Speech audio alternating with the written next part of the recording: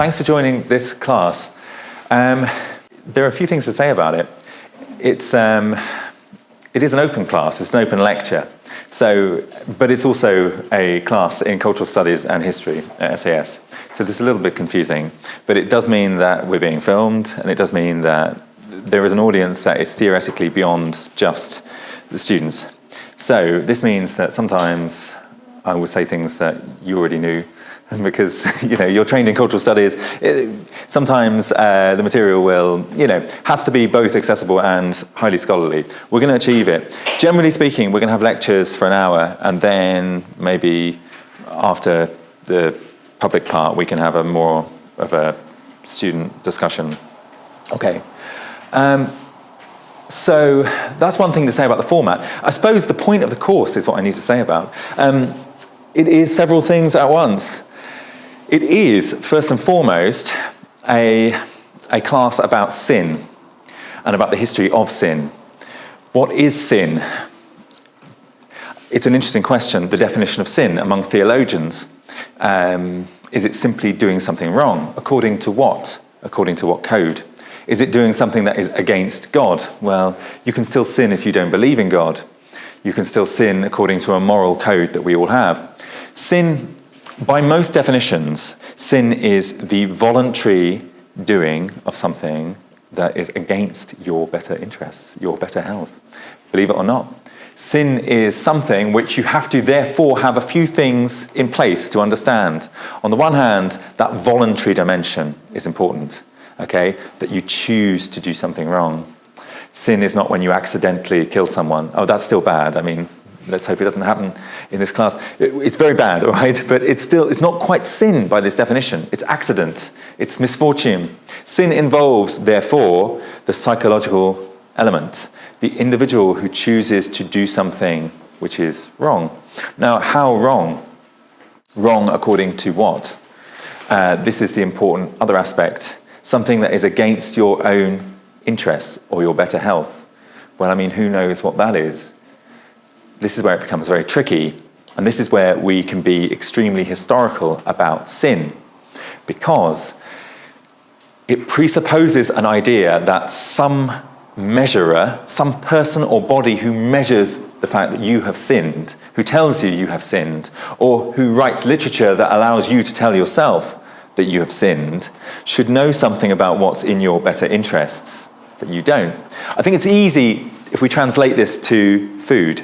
Okay, it is a sort of culinary sin, right? If I spend the next 3 months, which I might do, eating nothing but Kakmalubim hamburgers every night, okay? I might eat them every night because I'm not a very good cook and I just can't be bothered because I'm living alone.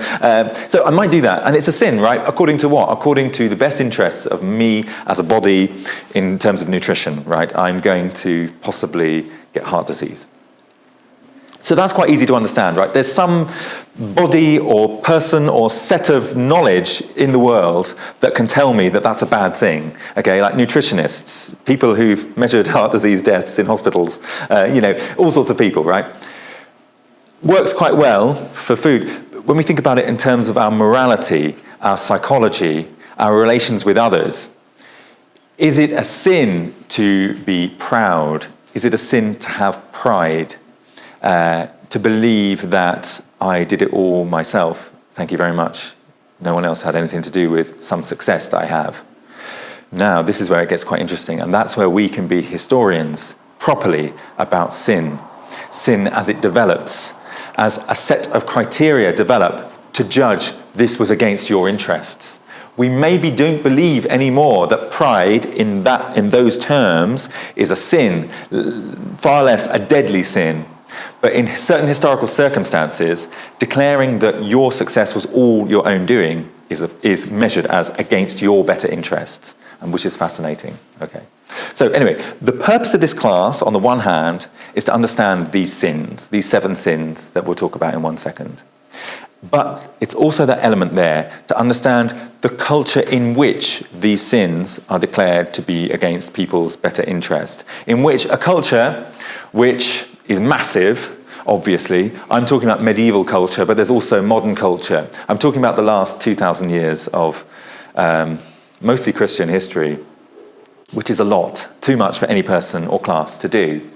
But we're looking at certain cultural moments and conditions, situations in which these definitions of sin arise. Okay, and we can study those, and we can be very critical about how it changes, how pride is very, very important in the year 1100, even more important in 1300, which is a very important date for sin, which we'll get to, but very, very different and not so important in when we have the 21st century. So we can study that. That's part one of this course. What is sin? And how do we understand these 7 sins in particular, their history, their cultural specificities? Part 2 of this course, there are 2 lectures every week. They're right on the same day, one after the other. Lecture 1 always deals with part 1, a different sin every week. 1 week pride, 1 week envy, 1 week anger.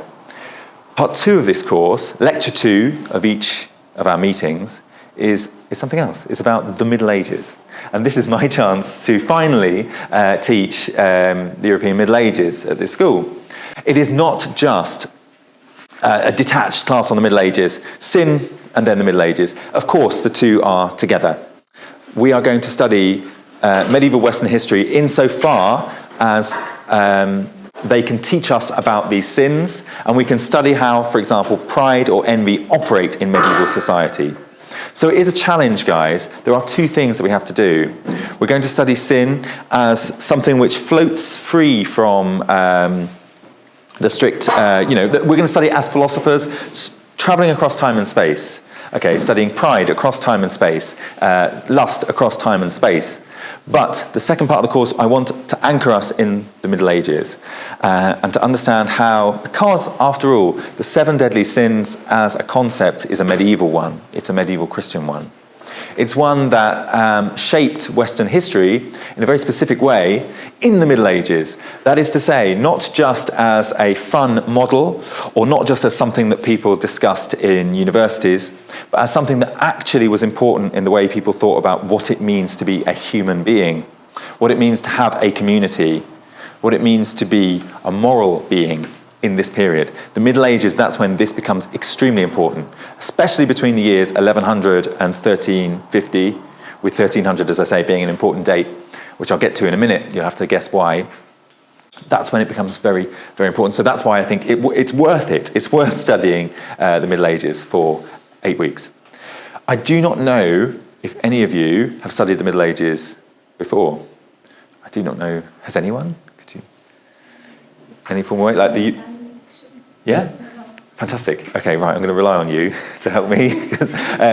I am a specialist in the European Middle Ages. So this is something that I'm looking forward to letting you know all about from scratch. So maybe 1 or 2 of you have studied before, but I'm going to assume then that we're entering this stuff for the first time. So lecture 2 today, I'm going to give you my 60-minute introduction to the Middle Ages. Okay, I'm looking forward to that. But let's begin with the sins. So it is an open course. There are assignments. There are other facts that we have to deal with. We have to deal with seminars. These will be where we focus on readings, primary source readings. These will come once a week. And the documents will all be on Canvas. I'll talk more about that, I think, next session when we're closer to it, when it's like the last thing that you have to think about in this class. Those are closed, those are not open. Those are just for the students enrolled in this class. The other thing to say is assignments, but let's not talk about those now. But do look on Canvas. For the first time ever, I think, in a syllabus that I've written, certainly, it's really well laid out what you have to do in those assignments. So don't worry about that too much. Let's get on with the sins. And let's move forward. This painting is by Hieronymus Bosch, the 7 Deadly Sins and the 4 Last Things, from around about 1500. That is to say, it's from the end of the Middle Ages. If we broadly define the European Middle Ages as 500 to 1500, this is only just a medieval artifact. We can talk about that in the next lecture. Why 1500? Why 500? Let's leave it for now. This is a depiction of the 7 sins themselves. So let's dive into it. Let's just dive into them. Sin number 1.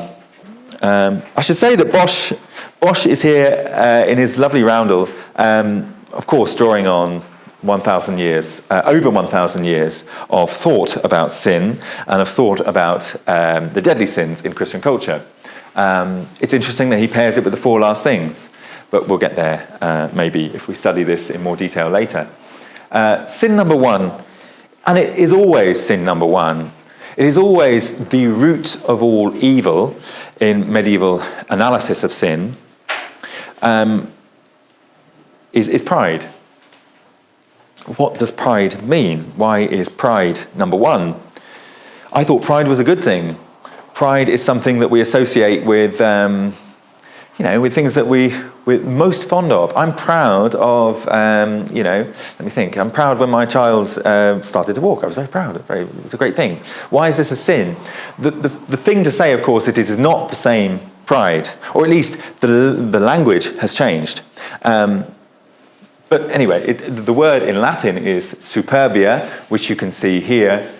Bosch presents this as, I think it's one of actually Bosch's most wonderfully horrific images in a way. It's just, we do not see the face of the proud. She's turning and just gazing into the mirror, transfixed. There's a sense, something horrifying. We do not see the face, which, like Narcissus, she is just obsessed with. It's more specific than that, of course. This is an image that I would like to use to represent what pride really means for medieval thinkers. And this is Lucifer, the fallen angel. This is not a medieval sculpture. It's far too good to be a medieval sculpture. This is, I think, 18th or 19th century.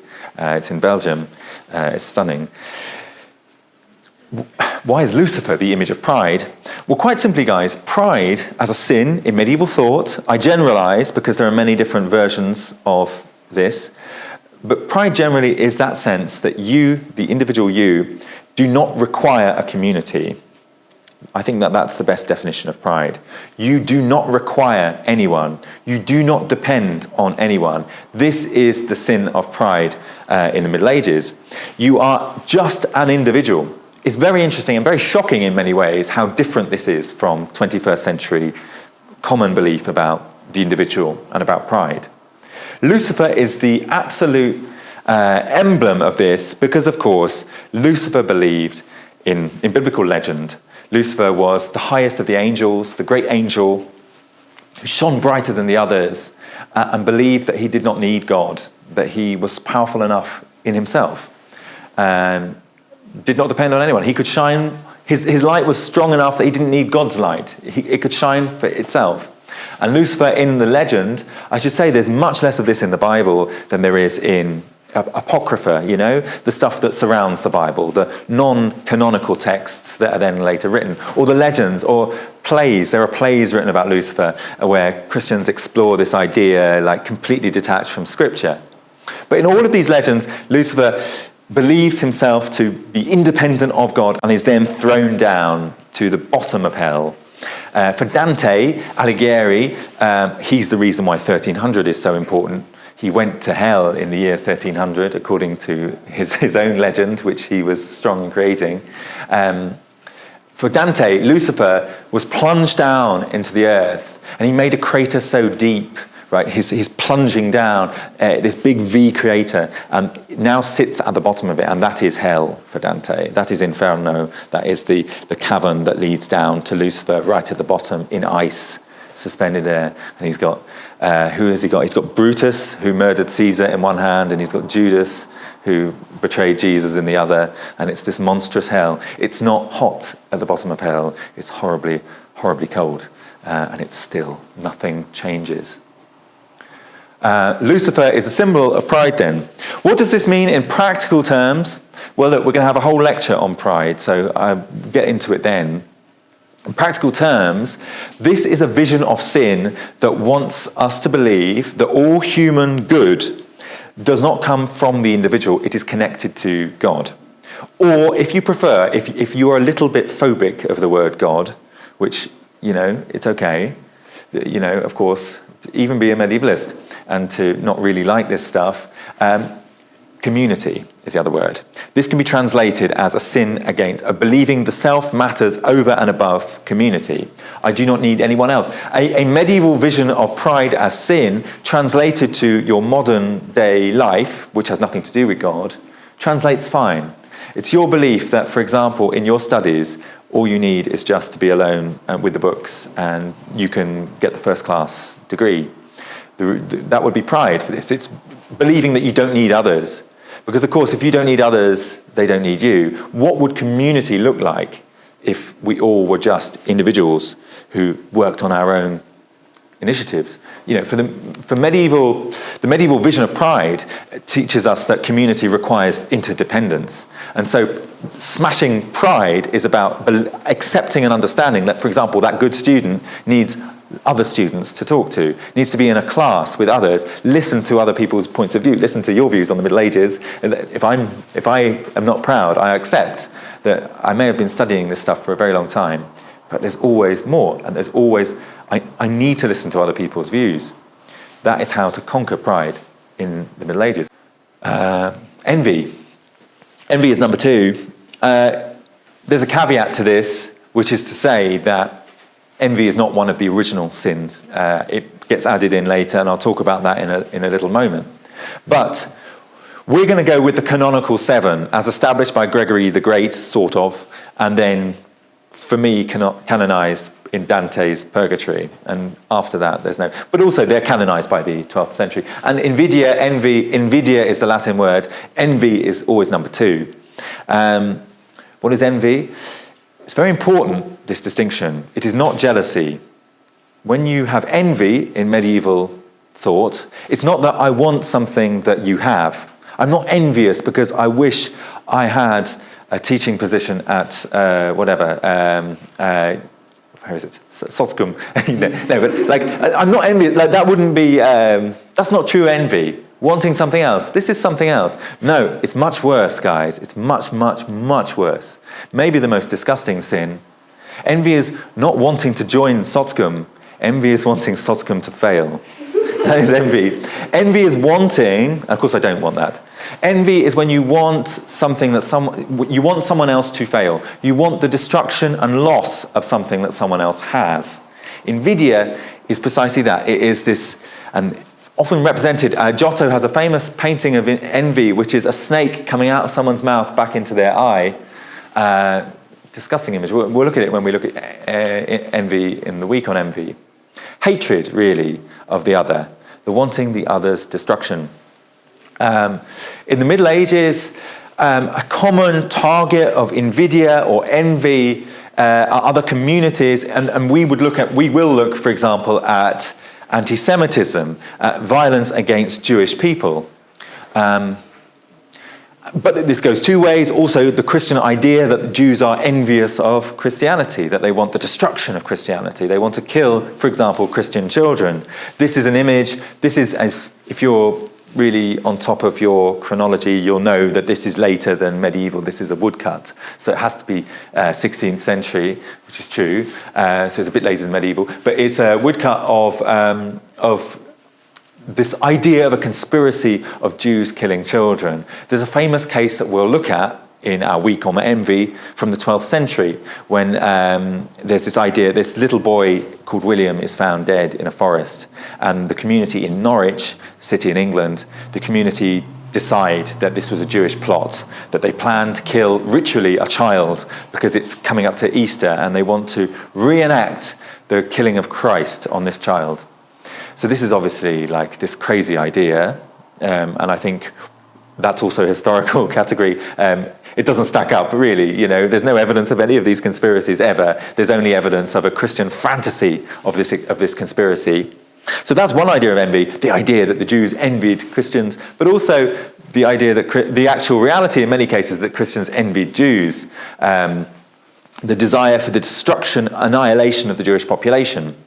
Leading to, for example, the expulsion of Jewish people from England in 1290, the expulsion of Jewish people from France in the 14th century, the expulsion of Jewish people from Spain in 1492. All of these events, this desire, and then, of course, always with these expulsions, taking their money. So there is an element of wanting what other people have, but true envy at its most black and disgusting and horrifying in medieval Europe is wanting the destruction of the other. That's envy. Number 3 on the list, and this order is important for reasons that we can discuss as time goes on. One of them is that arguably all of these sins lead from one to the other. Another is simply there is a ranking of how damned you are, how low you're going to go down in hell, and how far you've got to go in purgatory as well, which we'll come to, according to where you sinned. You're all going to choose a sin to focus on, by the way, as part of your project. So maybe you'll reflect on which of these is your vice. Anger. Ira is the word in Latin. Wrath. This is an interesting sin because it's not really much different from our modern sense of anger. The only thing I would say is that, and medieval theologians are aware of this, anger has a positive spin. Anger can be righteous anger. There is such a thing. Knowing the difference between righteous anger and sinful anger is knowing everything there is to know about the moral landscape. It's a very crucial difference. I'm very fond of a quote by Bertolt Brecht, which is that hatred and anger, I think it is, even at injustice, makes you ugly. Maybe that can be one way into understanding this. That there is a sense that although there can be righteous anger, it can still be corrosive of the soul. Anger is a sin, and a deadly sin, usually described because it involves such a total loss of control of the human. Some theologians describe it as the animalization of the human, which you might find offensive depending on what your view of the animal is, or maybe on your view of, maybe humans are animals, fair enough. For theologians, we're obviously more than animals, right? And that's crucial to salvation history and whatever. Anger, this feeling in the chest, this bubbling over, this loss of control, this movement from being in control of your reason, and your reason dictating your being and behavior, to losing that and becoming just angry animal. When we talk about anger, we will talk about one of the most celebrated, I think, events in medieval Western history, the Crusades. These are, of course, those religious wars where people traveled to the Levant, the Holy Land, and the events of the Crusades are, this image doesn't even do justice to it. There are descriptions of blood, up into your knees, in the city of Jerusalem, the walled city. I don't know how that works logistically, no drainage, I don't know. There's a lot of anger, there's a lot of violence, there's a lot of really brutal violence. How is it justified? How is it that you can put a cross on and take a vow and still go and hack people's heads off? What is that anger? How does that anger relate to the good life? We need to understand how medieval Christians imagined anger. And we need to understand that line between righteous and vengeful, good and not good anger. Sloth, number 4. This is definitely the most enigmatic of the sins. This is also the one for which there's no adequate translation from Greek and Latin discussions. The Greek word, actually, is Arcadia, and this is Latinized to Arcadia in Latin, right? Arcadia. What does Arcadia mean? Well, it's not entirely clear. It's not entirely translatable in English. Maybe Russian, I don't know. It would be good to have a Greek-Russian translation. We can do that maybe later. But Arcadia, sloth, as we now see it, is more than just laziness. It's not to say, I just don't feel like working today. I'm going to stay in bed until, 11:45, around about then. It's more than that, right? It's not just that. It's not just being partial to lying down or, not doing your fair bit. No, Arcadia means something more. It means a sluggishness, a slowness, a lack of appetite in the body and in the mind, most of all, for participation. Now, obviously, in medieval theology, the problem with this is you are too slow to want to be a good Christian. You're too slow to want to be a good person. If you've got an allergy to God in the modern world, right, you guys here, you can see this as I'm not ready, I do not quite have the desire to do the things I know that are good in my community. Like, I know I should do the washing up because I know, I do live with these guys, but maybe tomorrow I'll do it. This is like the way of understanding Arcadia, but it's more than that as well. Our modern sense of depression and anxiety are linked with this idea of Arcadia. It's described, I think it's the Desert Fathers, it might be Evagrius Ponticus, who we'll talk about in a second. It's described as, with the analogy of the noonday demon, the demon who comes in. When these guys are monks living in the desert, there's a lot of time on their own. And there are a lot of days where, they want to live the good life. They remember that weaving baskets, all day long, this is good. This is helping me become a better person. It's like, I'm not caught up in the world. I'm not caught up in my own desires. I'm not trying to be a better me. I'm trying to be a better person for the world. And doing these baskets, that's the thing, And then like the noonday demon is the morning when, or like noon, around about when the sun is, in highest in the sky. You're just like, I've been doing this now for 4 hours. I'm weaving baskets. This is not what I imagined for my life. They say it's good, but it's just more of the same. This is Arcadia, right? It's that self-questioning. Is it even worth it? Look, I'm not going to speak for anyone. I probably have Arcadia every day. This is definitely my sin. That questioning, do I really want this? Is this really worth it at all? Could I just stay put and do nothing? It's interesting that in Dante's imagination of hell, at the very bottom of hell, nothing moves. Nothing moves. It is total Arcadia in a way. And at the top of paradise, which is in space, beyond the sun, it's just constant movement. Dante was obviously always in transit, but it's worth bearing in mind, behind this image of the sins that we'll be studying, the medieval image, there is this moralization that puts movement and activity much higher up than being sedentary and stable. That's Arcadia. I have this image, which is again more than medieval, beyond medieval. This is Albrecht Dürer's Melancholia 1, another engraving. It's a classic example of Arcadia. I don't know if you know Albrecht Dürer, great Northern Renaissance artist. But this is classic Arcadia. He has everything possible to have a brilliant time. He has wings so he can get up and fly away. He has all the knowledge of Euclidean geometry or whatever, the dodecahedron, whatever that's for. Like all the great achievements of science and more, the wings, as I say, to fly away. And yet, what's the point? I hope no one feels like that now. But this is Arcadia, guys. And when we study that, we will understand, hopefully, medieval attitudes to depression, the history of depression and anxiety beyond the modern, trying to reach out to those in the past, in the medieval past, who felt maybe like some of us have felt.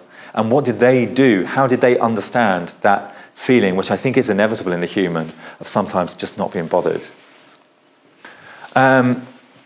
These are the more straightforward sins, the last three. The last three are the least terrible sins for most writers. They're the simplest to fall into, in a way. If pride and envy and sloth, they involve your consciousness much more. They also involve all elements of your being. If you are proud, all of you is going into that sin, trying to make a better you against everyone else, trying to destroy others, not being bothered because I just want to be with myself. Those things are more about the rational soul, the whole of you. These ones are more about mistakes that you can make, temptations that can lead you away from the path, that are kind of physical and a little bit more ephemeral, but they're still deadly. Avarice or greed, this is not to be confused with gluttony. Avarice or greed, this refers to just the desire for more things, right? It's simple. Shiny things, soft things. Well, money, obviously, is the most prime example. When we talk about avarice, we'll also talk about commercialization. We'll also talk about consumerism in medieval Europe and how attitudes towards avarice change. It's interesting, the idea is that money is the root of all evil, which is even a medieval saying. But we just heard at the beginning that pride is the root of all evil. So this actually does shift. People start to put more emphasis on the problem of avarice, of greed, as like being the whole root and branch cause of social problems in this era, precisely when money becomes more circulated. And that's interesting. I think a modern version of which is the worst deadly sin, some people might put avarice. Because how many lives do we see destroyed because of certain kinds of greed? Certain kinds of greed, I think in industry and things like that. So we'll talk about that. Gluttony, this one's obvious. And I suppose the only thing to say is, and it feels so cruel to call this a deadly sin. I wanted those hamburgers for 3 months, and I do want to eat them for 3 months.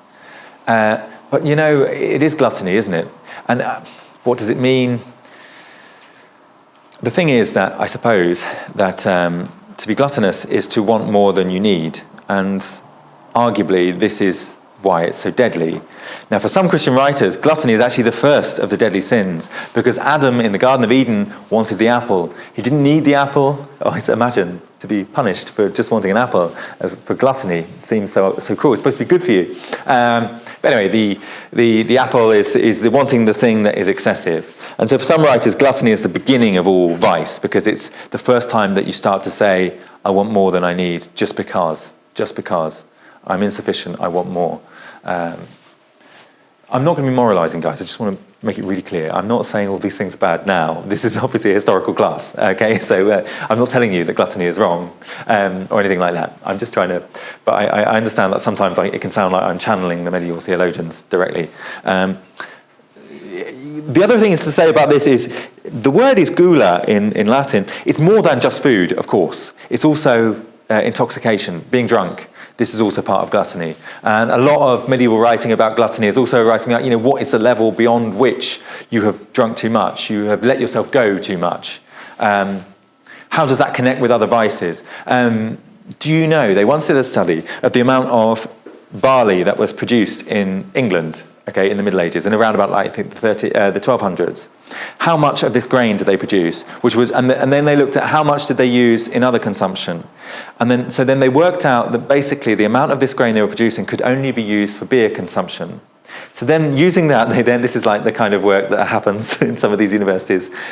They worked out how much beer is being produced, how much is being sold abroad, not much at all. So then they worked out how much is being consumed, and they worked out that the average person was drinking 8 pints of beer a day in this era. 8 pints. And now let's assume that 4 of those pints were spilled or lost or destroyed. Still, 4 pints a day. This is good. This is good drinking. This is hard drinking. And it's not weak beer. That's the other thing that people always assume. But it was only 2%. A lot of this beer was 12%. So I don't know how that looked. But you have to remember that access to good, clean water was not obvious. And actually the safest drink was sometimes the 12% beer.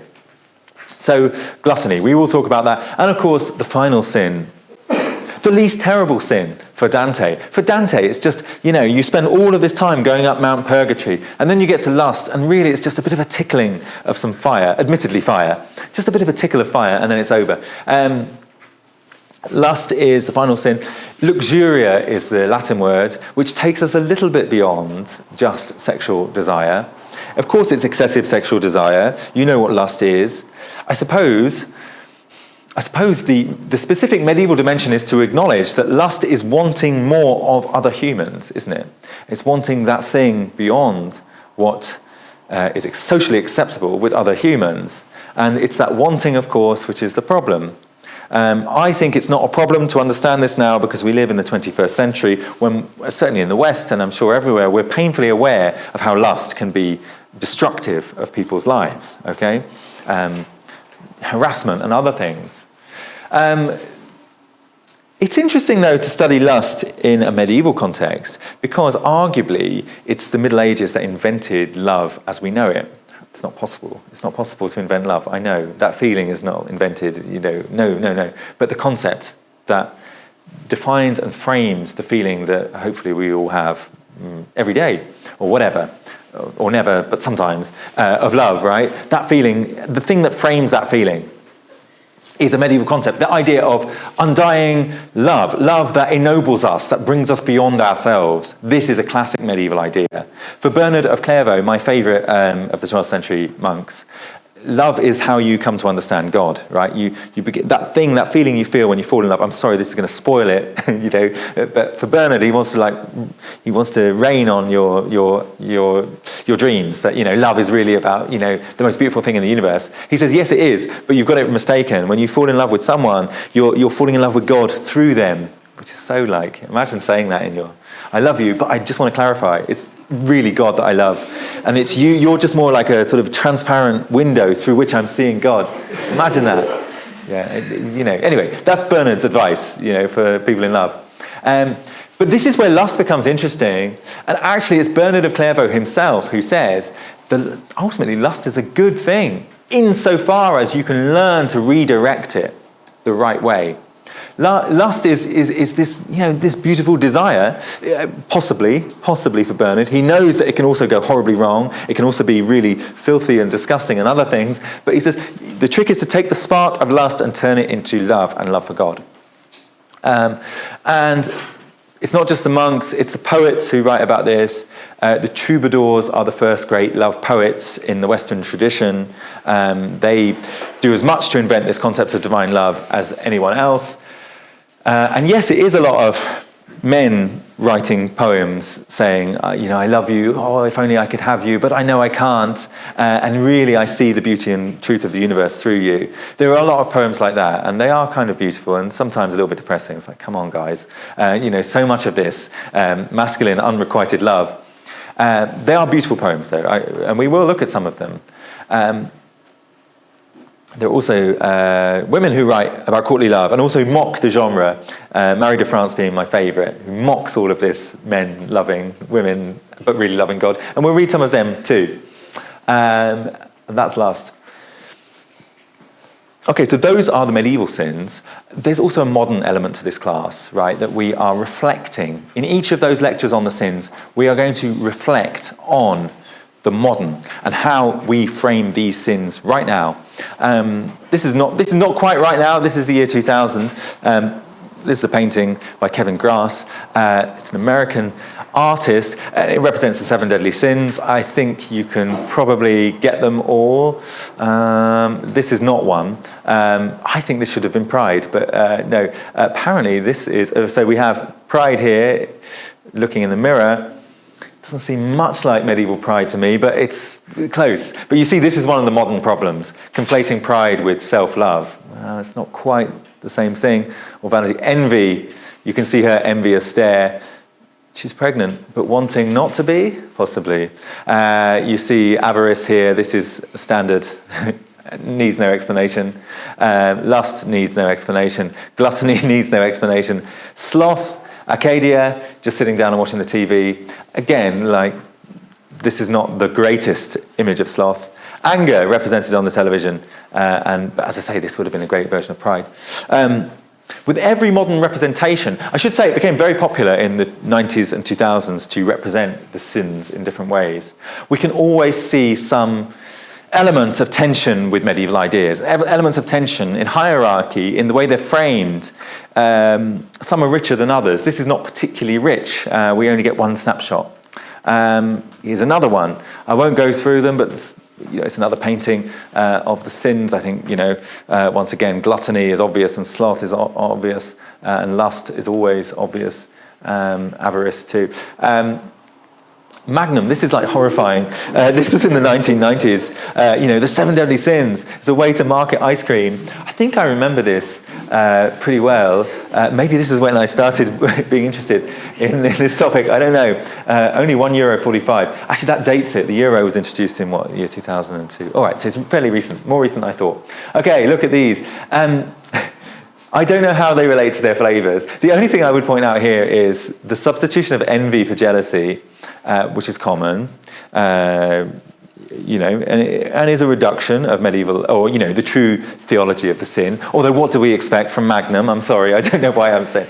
Notice that anger is revenge now. That's fine. I reflected that you wouldn't exactly buy the Magnum anger. Oh, I'm going to try the Magnum anger. It doesn't really work from a marketing point of view. And then vanity for pride, again, But look, this is not a class which points out the obvious failings of ice cream manufacturers to be theological, obviously, but I just thought I'd point it out. This is a more interesting example, and this would make a slightly more substantial paper in this class. This was a film that was very popular in the 90s with Brad Pitt and Morgan Freeman, Seven. I started to watch it again last night. It had been a long time. The premise is a serial killer who's killing people in graphic ways that seems to expose their vices, right? And obviously their vices relate to the 7 deadly sins. He's kind of a hero of justice, I think, in some sense, is the way he's framed. Although I didn't watch the end of the film. Maybe he's not, maybe he's a psychopath. But anyway, the sins, and there we have them, it's fine. Look, they didn't make any mistakes there. They did their reading. This is Gluttony, as you can see, bound with his hands and feet and his head forced into a plate of spaghetti over and over and over.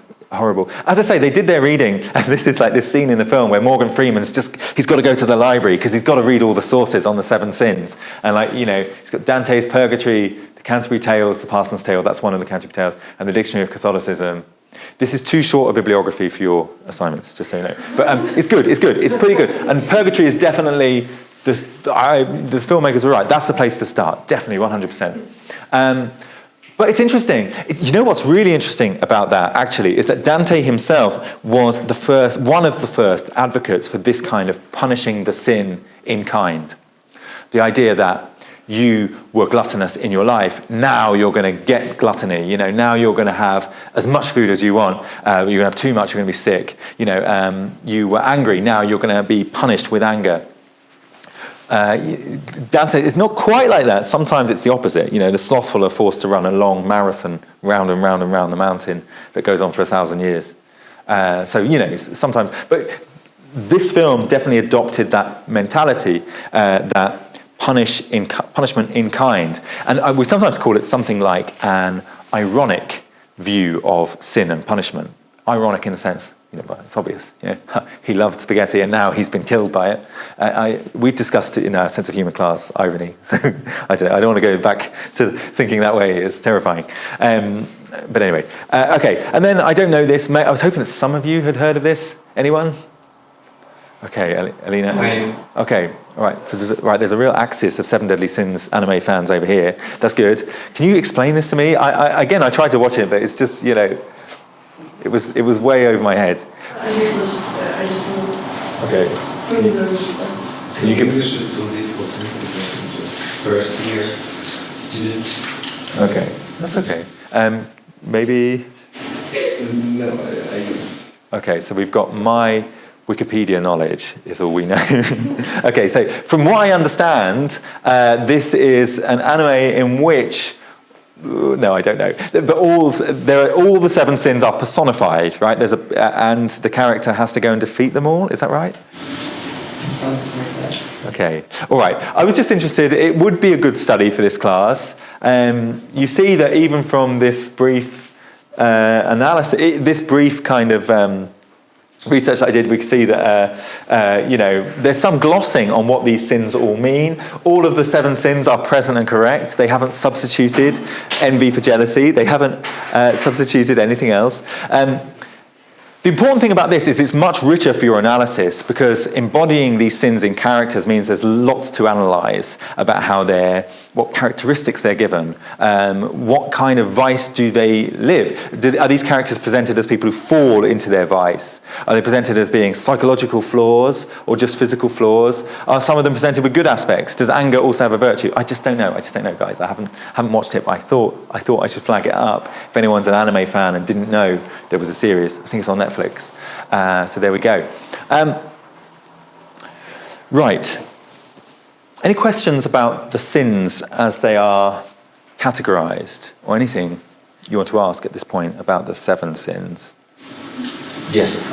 So if we say that gluttony is not from food is also not alcohol. Yeah. We can add drugs like this. Oh, absolutely, yeah. Intoxicants of all kinds. Yeah, that's an interesting point. They do not add intoxicants. Drugs are never discussed in medieval sources for the obvious reason. Even though I once had a student who did a paper on psilocybin in medieval mushrooms, but it was interesting. But of course, the student said this is the explanation for all of mystical activity, and it's fun. But no, it's not really discussed in any serious way in the literature. But yeah, it's a really good example. Any other questions about that, Alina? I have a question to try. Why not to use the word arrogance? I mean, I'm probably asking a rhetorical question, but in Russian, these words are actually separated. Like, we use Gabrinia for this original meaning, and we use bodies to, like, I'm proud of my work, and so on and so forth. And that's probably just a tradition, but I'm still curious. Where's the positive meaning of the pride times everywhere? It's interesting. So on the one hand, there's a linguistic point, as you say. So superbia is the Latin word, which, it means, and of course there's a Greek word as well, which precedes that, which we'll talk about in a second. Superbia, yeah, that being above, going beyond the others. I suppose the difference with arrogance is arrogance can be like, it's like making a distinction. I can be proud but not arrogant. And I think the difference, so arrogance, if we had arrogance as the label in modern English, it would suggest that this is not a root of your being and your sense of self problem. It's like, okay, so maybe you are the best violin player in Russia. Okay, so I could say, well, he's really proud of her violin playing, but not arrogant about it. I suppose the difference is that pride is accepting that you're only a good violin player insofar as you depend upon others, and that your violin playing is really an expression of a community, and it's really the perfection of technique in that community. Or in a strictly Christian sense, you are a violin player insofar as God has allowed you and enabled you to be a violin player. So the difference there would be, one version, arrogance, retains your own agency, but then suggests that the problem is your attitude towards your agency. Like, I did it all myself, but I'm not arrogant about it. Whereas pride seems to be a word that encompasses the whole, or at least that's the way we would like to think of it. Like, do not even take pride in your violin playing. Do not even. That's the medieval message, which I know might be depressing for some of us. And I think, but I also suggest that this is where theologians themselves offer so much material for understanding this stuff, because theologians have a language for this kind of view of the human as only being complete insofar as it belongs to something higher, something else. Theologians have a language for that, and of course God is the word. In other disciplines, we may not have a language for that thing. Things only exist insofar as they are part of something else. And it's very difficult to translate it into secular language. I think community is going to be our best bet. And I think it would be fair. If a violin player said, I am the best violin player in Russia insofar as my teachers and my friends and my parents got me here, well, that sounds like a standard acceptance speech for an award. That's great. And that is also not being proud, right? Whereas if they say, of course, look, I did it all, and all those hard nights I spent, 6 hours a night I spent with the electric violin, so no one could wake up and tell me to stop. And now I've done it. But of course, I understand that I also should give credit to the school. That's a little bit more of the sin of Lucifer, I'm afraid, according to these guys. So I hope that makes it clear. But we don't have to agree with medieval definitions of pride. We don't have to accept them. We should challenge them as well. They're not the authority. They set themselves up as the authority. But as far as I understand, we are not a monastic school. I'm not an abbot, and I'm not teaching you to be good monks. We are historians, I hope, or cultural studies scholars, and we will be critical about even the authorities that claim they are talking about Jesus' words. Guys, the whole story of the 7 deadly sins begins here in the desert, with what they like to believe was the wilderness. Yes. I have another one question.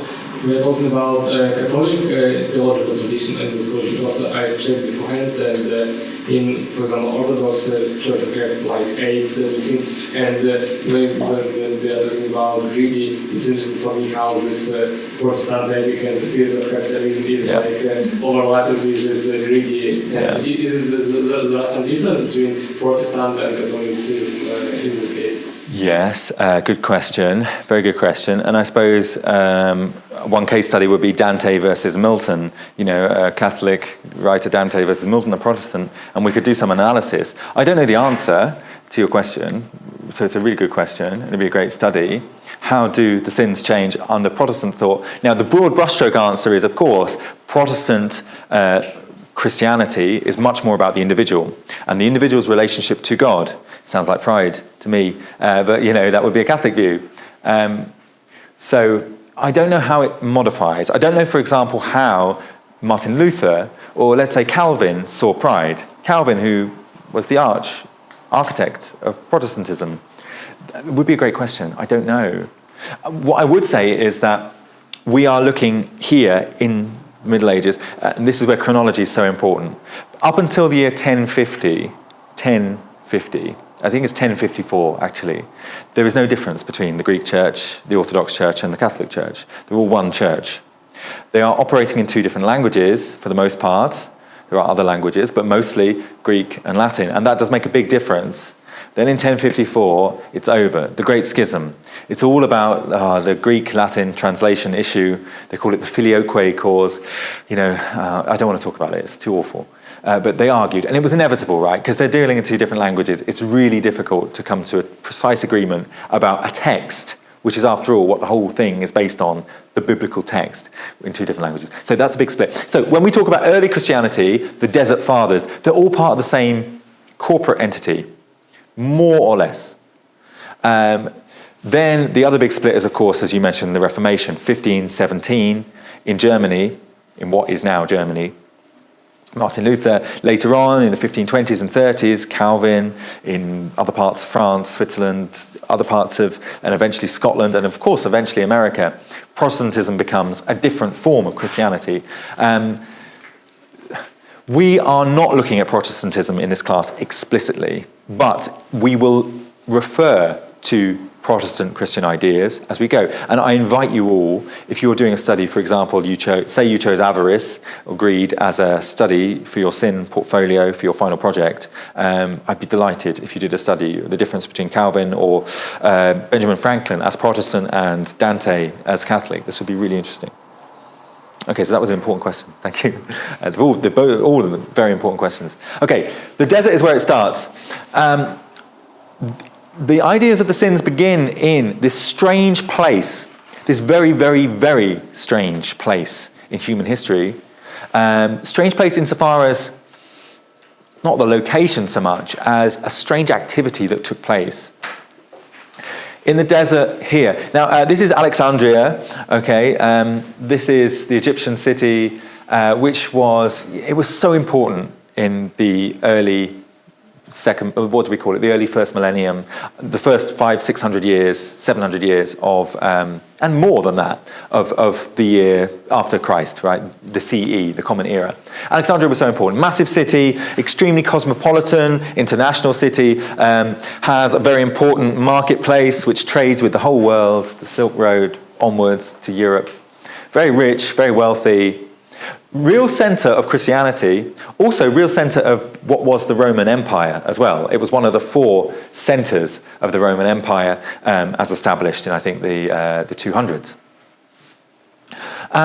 From this city, a lot of early Christians fled, okay, looking to build new cities. That's what they called them. Build a new city in the wilderness, which is to say, and this is odd, to move away from society to create the heavenly city on earth, which is the heavenly city, that which will come when Jesus returns, when we have the age of the apocalypse and the final battle between good and evil. There will be paradise on earth.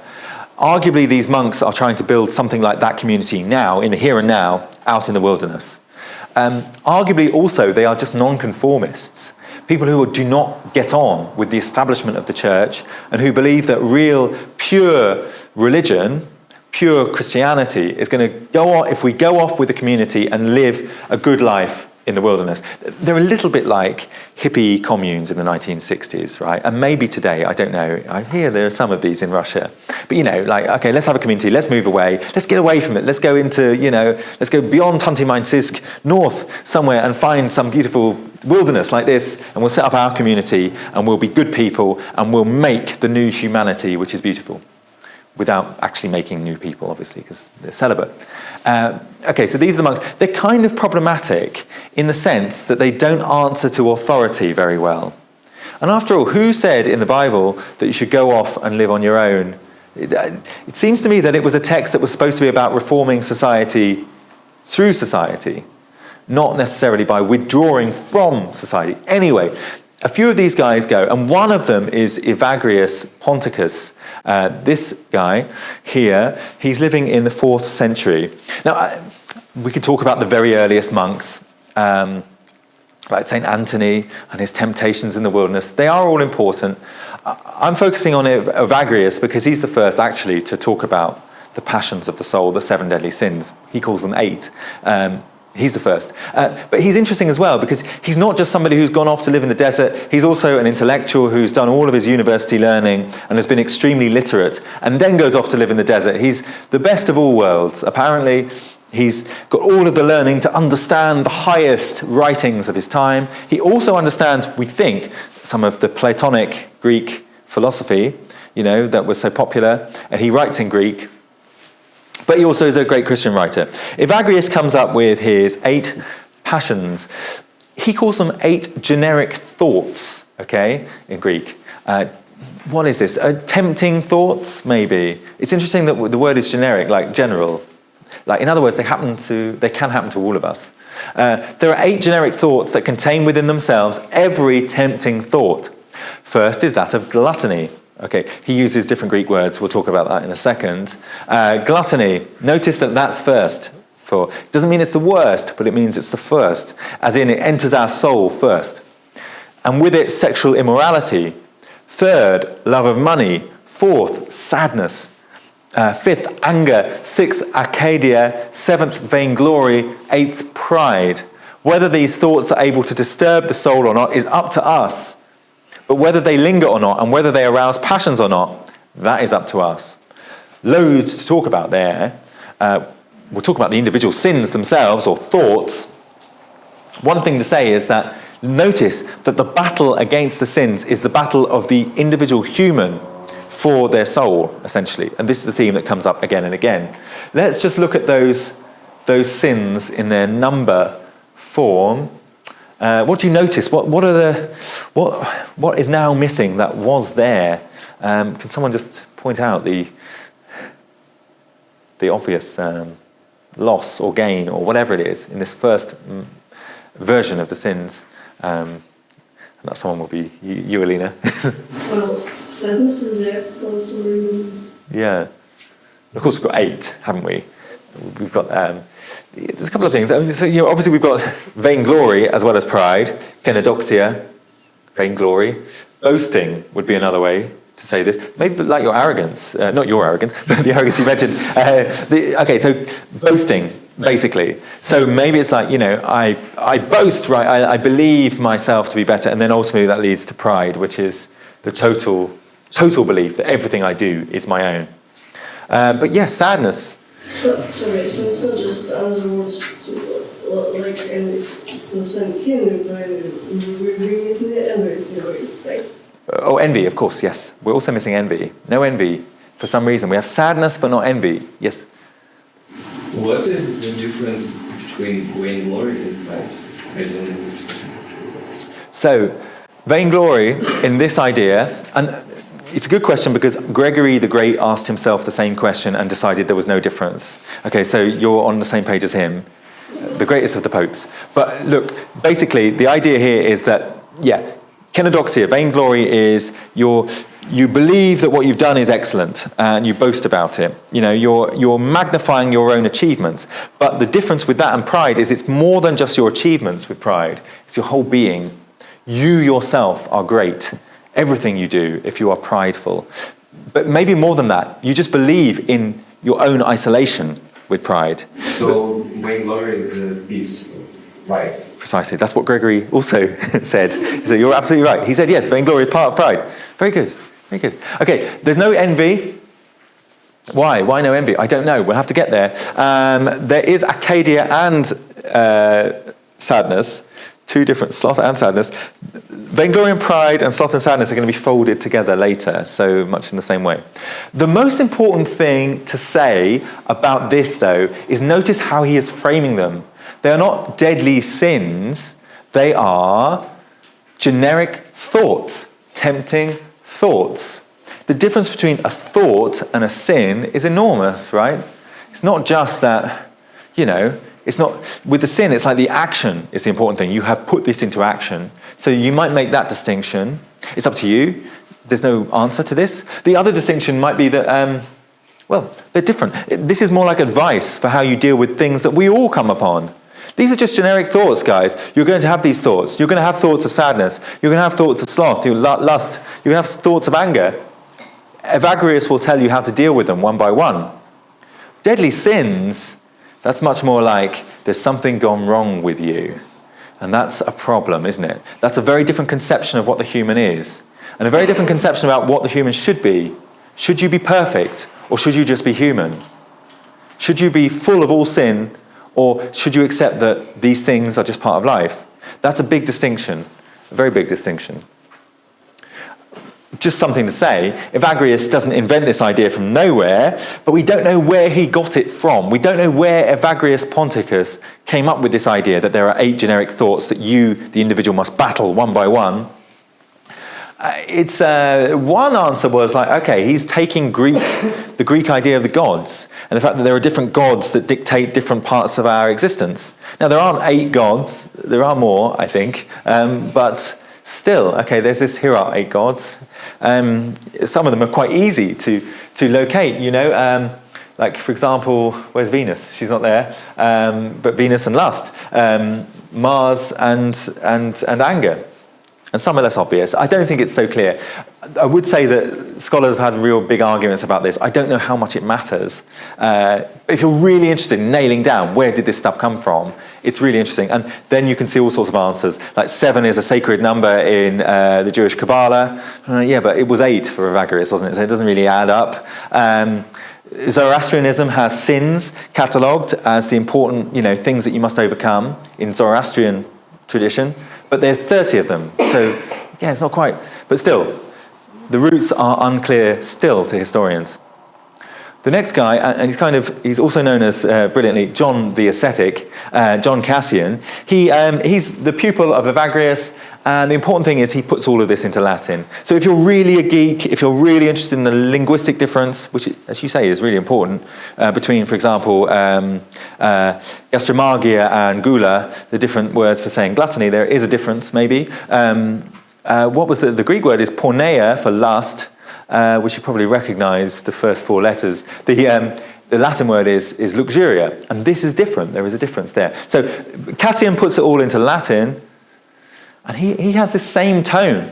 Therefore, we must so join battle against them, the sins, that everyone spies out the vice by which he is particularly besieged and struggles chiefly against it, fixing all the care and attention of his mind on fighting it and keeping watch on it, brandishing the size of his heart and the many darts of his groans against it at every moment.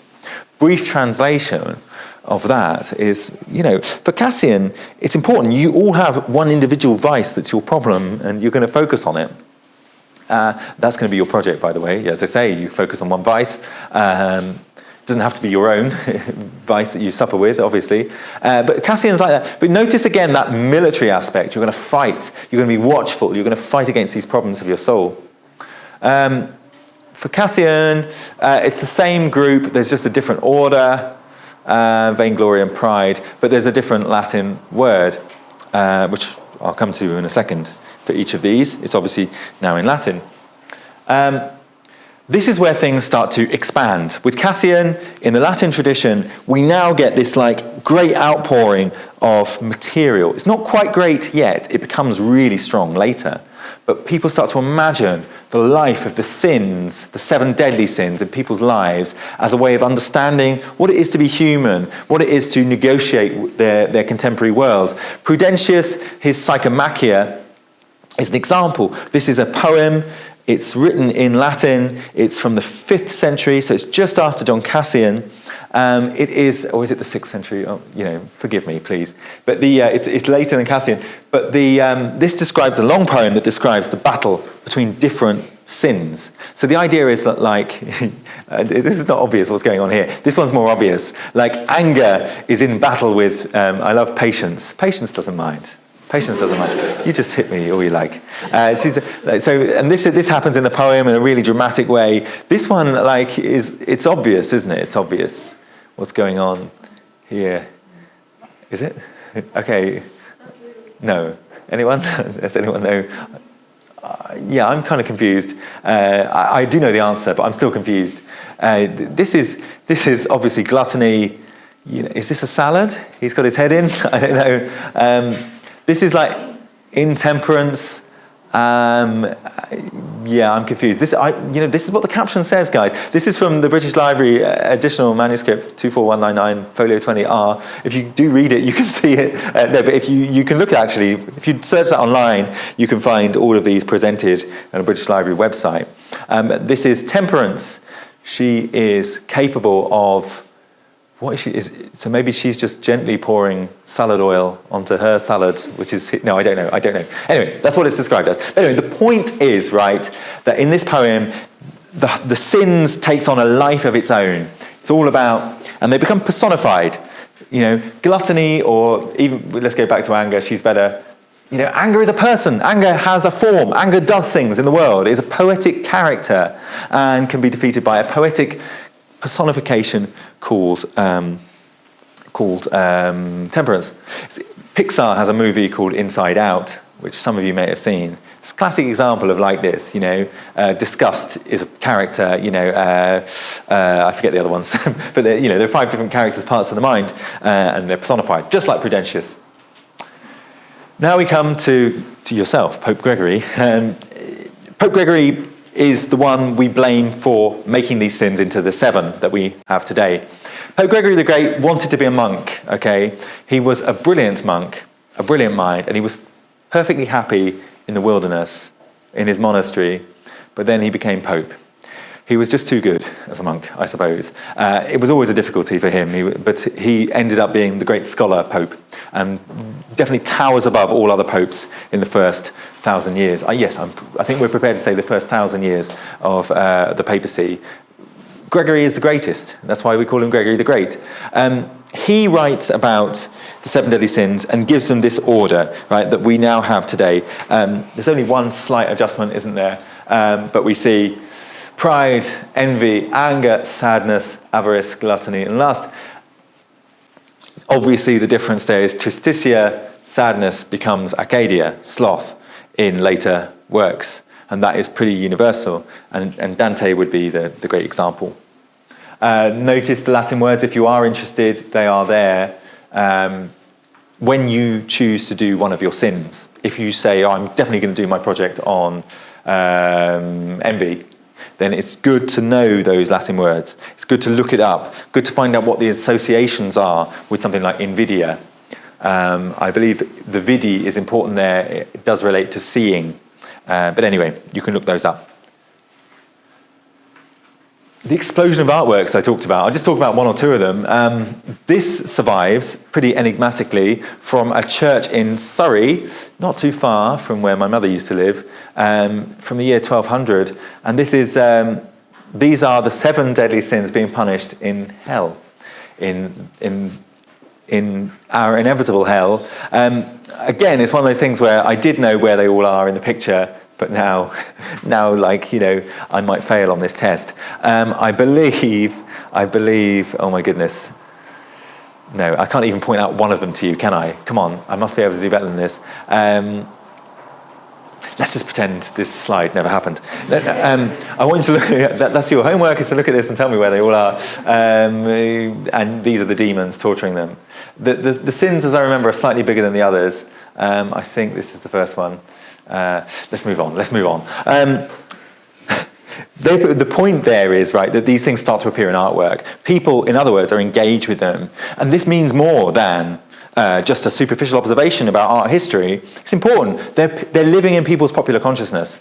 How are you doing on the 7 deadly sins? Well, I'm pretty bad with lust. Gluttony is okay. That would, it's a bit ridiculous, but it could have been a discussion, right? Because these things are in people's minds. If you're going to be a good person, you're going to deal with these things. It's like... and that's what it is to take this seriously. It's not just a devout, fanatical thing where a few Christians believe in this stuff and everyone else is really skeptical. Now, everyone else is quite skeptical, I'm sure, to some level, but they're all aware of the discussion because the community that we're talking about is overwhelmingly a Christian one in this period. This is a fantastic image. This is from a manuscript from the 13th century, I think. There's no other image like this, but I think this is like such a classic snapshot of how these things exist in medieval imagination, in what we call the scholastic imagination, which is the first universities, okay, like the one we're in now. The very first university emerges in Europe in the 1100s. And then there's this whole discipline about classification, answering every problem under the sun through a series of an analysis that puts things in categories. And we call it scholasticism. That's it in brief. But this is a classic scholastical idea. Here are the 7 deadly sins. Weirdly, they are personified, again, just as sin, not in a drama like Prudentius, but just as the sins themselves. And against them is a virtue. You can just about see it like pietatas, piety. Let's see if I can even read these. As I remember, the fold is over. You can just see the S of superbia up there, invidia, and it's in the classic order. So luxuria is there. You can just about see the L. You can see the G of gluttony, gula, there. But the point there is, right, so each sin has a set of sub-sins. This is a bit like your vainglory coming out of pride. Each sin has a set of sub-sins. Look, here is, as you said, Alina, arrogancia. You can just about see it there. That little line means there's an N missing in Latin, right? So that's arrogancia. Contentio. And I won't read them all because then you'll find out that I can't read Latin properly. No. You see here odium, for example, hatred. And so on. There's loads of them here across. And then all of these sins has a set of sub-sins as well. There's irreverencia, irreverence, inobediencia, inobedience, disobedience, not paying attention to authority, contemptus, believing that authority it should be held contemptible, that you just don't believe in any of it. So you see, this is a classic piece of scholasticism. All the sins have all of their little family of other sins, and it's kind of ridiculous in a way, because it's like, well, isn't arrogance also kind of a bit about envy? And isn't it, but anyway, they did it. That's what they did. Notice these doves here are the great virtues that battle all of the sins.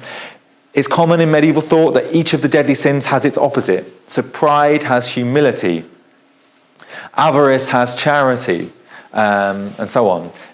Lust has chastity, and so on. So there are like 7 virtues as well. We will talk about those. They probably deserve more of a place in this presentation, but most importantly of all, here is the knight himself.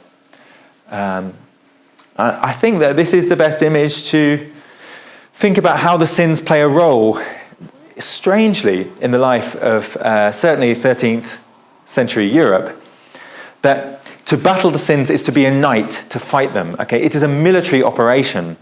Now, on the one hand, this tells us that people take their moral lives really seriously. Like, you must, fight these. If I said, right, you're going to be a great student, right, and every day you must, put on your armor and go into the SAS and, read the books and fight all of the wrong historians, it's a little bit much, isn't it? It's just a bit much. I don't use that metaphor, really. It's just a bit much. This tells us a lot about this. It's seen as like a life and death struggle for your soul, but also it tells us a lot about the military in this period, because to be a knight is also to be upstandingly moral. You cannot be a knight, did you know, in the 13th century, if you want to become a knight, that is like one of these great warriors who has all of the swords and shields and the helmets and has loads of retinue of people who help them, you have to say mass every single day. You have to get on your knees and pray every single day. is one of the rules. You have to be morally pure. It tells us a lot about the military too. That to fight sins is to be a moral knight, but also to be free from sins is to be a good military person. Just in case you don't believe that all this stuff gets through to the average member of the public, like, who can read all of these different things and understand them, there is some evidence, right, that this stuff becomes very, very popular. Now, there's lots of good evidence in terms of confession. People have confession manuals, and they're told that they have to go through all of the 7 sins one by one. After the year 1215, confession to a priest becomes compulsory, like more compulsory than voting is in Australia, which is the only place I can think of where it's compulsory. But you must do it. To not do it is a crime. Okay, everyone must say their confession once a year after 1215, and the handbooks that we have show us that people were talked through the 7 deadly sins. Confess to me all of your gluttony this year. Confess to me what you've done in terms of envy. Who do you despise? Whose destruction do you want? And how are you helping yourself get better and not do that anymore? It sounds like medieval version of obsessive compulsive disorder. Yeah. Actually, I thought you were going to say therapy. It's definitely like medieval therapy, having that one-to-one. But you're right, OCD. Yeah, maybe. There's a lot of stuff here that's kind of OCD. I think that's kind of OCD, isn't it? This picture looks like, medieval version of psychiatrists fighting with psychiatry diagnosis. This is really good. Yeah, I recommend. Imagine making one of these for yourselves. If you finish that exercise, you would have OCD. That would be the diagnosis. I don't know. I can't qualify. I'm not qualified to talk about OCD. You wouldn't really. Come on, you wouldn't really. You can also do this in a way that's not obsessive or compulsive. All right. But these handbooks for the laity, they're popular. Priests are encouraged to go through these 7 sins with people. It shows us that people are engaged with this. It's not just scholars and theologians. And then they make things like this, these trees, which show us, there you can see luxuria again up there, lust. What else can we see? Ira, anger down here. The 7 sins explored, and this is a very tiny little book. And again, you can see the little sub-sins. But the idea of this is that you would be talked through it. You might hold this book in your hands and someone would explain to you how it works. I have to admit that most of those books were owned by very, very, very wealthy people. So it's not really everyone who gets to hold one of these books. Even today, right, it's, limited to people who need scholarly looking at them.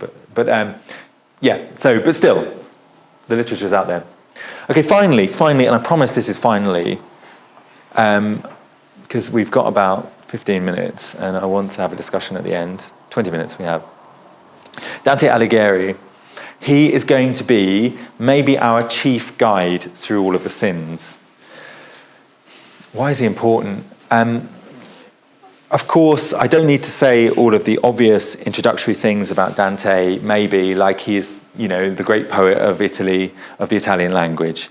Insofar as we have an Italian language that is all Italian and not just regional, it's because of Dante. It's Dante's Tuscan Italian which has become the standard, and it's probably because of Dante in great respect. Dante was 35, apparently, in 1300, where he went to hell. He claims he wrote his poem in the first person, his Divine Comedy, his Commedia. And this is a journey of himself, Dante the individual, through hell first, then up Mount Purgatory, and then finally into space to the stars and the Empyrean above, where God is, to paradise. So it's Dante's individual journey. Those of you who are second-year students, maybe there are some, I don't know, we're going to be reading this in Great Books Literature later in the year. So we'll read Inferno. So look forward to that. But the thing to say is that Dante is ostensibly looking for his dead girlfriend. This is what it's about. Beatrice has died. Beatrice, who he loved. Did she exist? She probably existed. I don't know. But the point is that he falls in love with this woman, Beatrice. She dies. She's now in heaven. And she comes down to hell briefly and says, she sends Virgil down to hell, the great classical Latin poet, and Virgil shows Dante around hell and purgatory. Right, what's this got to do with the 7 deadly sins? Well, obviously, hell itself, as those of you who are going to read Inferno will see, is full of the punishment of the sins. But it's really purgatory and Mount Purgatory where this comes into its own. Dante chooses to frame the ascent through purgatory as an ascent through the 7 deadly sins one by one, ascending from the most terrible to the least terrible. And you can see it in this one representation of Mount Purgatory that we have, which is from roughly the era. They enter Mount Purgatory through this gate, and then on the first terrace we have Pride, where the sinners are forced to hold an enormous rock on their backs and stare at the floor for a long, long time. It's very difficult. They are forced to acknowledge just how much weight they have to lift. Invidia, envy, the second terrace, they all have their eyelids sewn shut and they're sewn to one another, or their clothes are sewn to one another, and they have to therefore help one another. Like, no one can see, so they all have to help one another. Does anyone know where the toilet paper is? Yes, I have it. It's here. Oh, I don't know. It's disgusting. I don't know. They're on the terrace for 1,000 years. And then ira, they are anger. They are clothed in hot, dark smoke, which is like the hot rays that they had when they were alive is now thrown back at them. Sloth, Arcadia, they're forced to run round and round and round the mountain, round and round and round. It sounds, today isn't so bad. It's like a really good long-distance run. Former colleague Evgeny Grishin, that's what he does his day. He's a fantastic long-distance runner. Avarice, greed, they are actually just forced to lay face down for a very, very long time. Like 1,000 years. 1,000 years of lying on your front. Again, it's bad, but, it's bad, let's face it. But of course, they're to confront the nothingness of, it's like the idea is that all of your greed leads you to nothing. Like, it's as nothing. Like, why you had all this, you just wanted stuff, material things. Well, here's your material stuff, the floor, rather than looking at all of the beauties of the world, rather than enjoying life. Gula, gluttony is kind of obvious. There's all these lovely, tempting apples in a tree, but they can't eat them, and they're just starved to death over and over and over again, wanting these things, but they're too slightly out of reach. And then finally, as I said earlier, lust, it's just a tickling of fire. Just walk through a wall of fire, more or less. And then at the top of Dante's Mount Purgatory is Eden itself, the garden, which is now preserved. And there's this moment of bliss up there. Dante is whisked from there, and the souls then go from there up into paradise, and to the moon and Mercury and all the other places on the sun, which populate his paradise. So the thing to say is, Dante gives us an enormously rich insight to how the 7 deadly sins live in the imagination at this time. Not only in how they're punished, but there's an awful lot of material in Purgatorio. It starts, I think it's Purgatorio book 10 is when they go through the gate. So if you want to just fast track to the 7 deadly sins, it's there. The best translation in English is Robert and Janet Hollander, Holland ER, like the country. I really recommend that. You can find that online. But we learn a lot about how the sins are punished. We also learn about how they're imagined and conceptualized. Of course, we learn a lot about envy from just looking at that punishment. So we will come back to Dante in future. Okay, that's why I flag him up right now. One last thing to say about Dante, which is fascinating and very scholastic. Maybe this is OCD, I don't know, I don't think so. For Dante, the curious innovation in all of this deadly sins business, and this is madness because it doesn't appear anywhere else, Dante says they are all driven by love. Love is the thing that drives all of the 7 deadly sins. Dante actually, the last lines of the Commedia, the last lines of Paradiso are the love that moves the sun, the earth, and the stars. I think I might have got that wrong, but it's definitely the love that moves the universe. For Dante, love is the emotion in the universe. It's the thing that causes all movement, which is kind of mind-blowing. But in this specific sense, why on earth is love the producer of all sins? Well, you can see it here. There's love which is natural, and there's love which is mental. Natural love we won't talk about, but this is like the love which we feel within us and so on. But there's mental love which we as individuals have power over, if you like. And there's the right object, okay? So like, for example, it's right, in Dante's view, to be attracted to other people, right? This is good. It's a good thing to love others. to join families is not a problem for Dante. He's not a monk, but it's too strong. Lust, it's obvious. Too strong. You need to eat food. You need to be hungry. It's okay, but it's too strong with gluttony. And you need some, this is important for Dante, and it's an equilibrium between all of the sins for Dante. It's never just like all desire for money is wrong. There has to be an equilibrium. Too strong. You want to be part of a material community. For Dante, that's not a problem. You know, make things, make glass and sell it to people who need windows. That's fine for Dante. He's not like a massive, radical, utopian, give away all your possessions. But too much of it is wrong. Too weak. There's Arcadia, Sloth. Not enough love is actually the problem, apparently. Dante, as therapist for depression, your problem is you don't love enough. That would be damning. That's therapy. That's bad therapy, yeah. That's really bad. Yeah, good job he never tried to help anyone. Dante's probable sin is pride. I think actually Dante himself accepts in the poem that this is the sin he's most troubled with. The wrong object. Of course, you love too much yourself. You love yourself and not God or not the community. Envy. You love the destruction. You love the desire. You love to see the schadenfreude, to see other people fail. It's the wrong object. You've got the wrong thing. And wrath, the wrong object. You enjoy that righteous feeling when finally your anger can be expressed. You know, you enjoy that. It's the wrong object. It's not how we should exist for Dante. Okay, so that's Dante's psychology. I think if I press the next button, oh no, we're almost there. Okay, we're at an end, okay, for this lecture, which I'm sorry that I went on so long. There was a lot to say because it was the first one. And we finished with that roundel. Just to leave us with two questions that are going to motivate us for this first half of the lecture series. The lectures that come first. What do medieval concepts of the seven deadly sins reveal to us about the medieval mind? Okay, so on the one hand, we are trying to understand medieval ideas, the European medieval thought world. Is there such a thing as the medieval mind? That's debatable. Obviously, it's 1,000 years. It's lots of different people. Do you have the Russian mind? I think you'd be offended if I said, here's the Russian mind, or, you know, I have the British mind. It's crazy.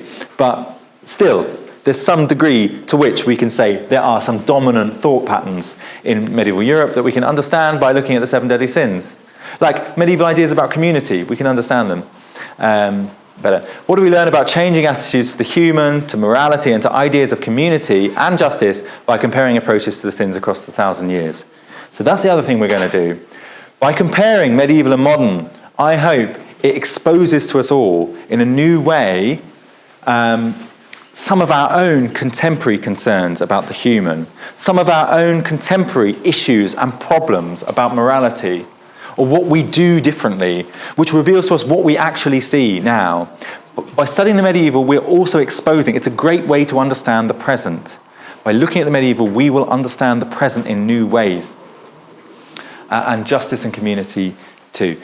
All right, guys, that was a lot. I will see you again in just 20 minutes. My God. Just have a break, have a Kit Kat, have a coffee, and I'll see you all in 20 minutes.